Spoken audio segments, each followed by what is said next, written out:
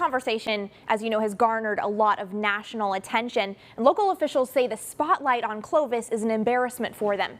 They say it's shifting the focus from all of the athletes' hard work to make it to the state finals and putting it on a single transgender athlete.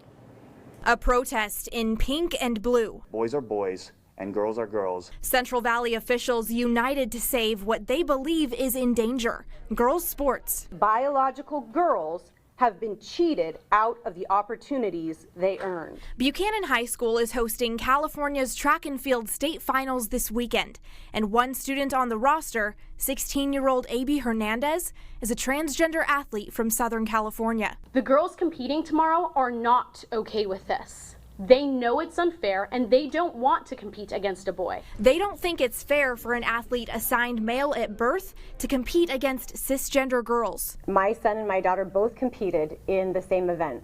If they had to compete against each other, it would be very obvious the disadvantages that the biological girls have against biological males. There's just no comparison. The organization in charge of this weekend's championship, CIF, announced that from now on, if a trans athlete wins, the next highest scoring cisgender girl will also get to advance. This change in championship weekend by CIF is an open admission that something wrong is going on. As local officials spoke, a single curious member of the LGBTQ community stood in the back listening to their thoughts. I showed up as, the one person that was, at least that I knew was out, to kind of see what people are saying and my elected officials are telling the media and people of the Valley. He says he's not an expert on whether or not transgender athletes should be able to compete in girls' sports, but he says this kind of rally is not an effective way to bridge gaps or make change. I think it's unfair to have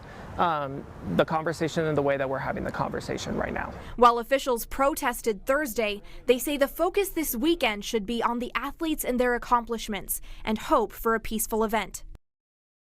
Assemblymember David Tongapa says he's working on a piece of legislation right now to create an open division where anyone can compete.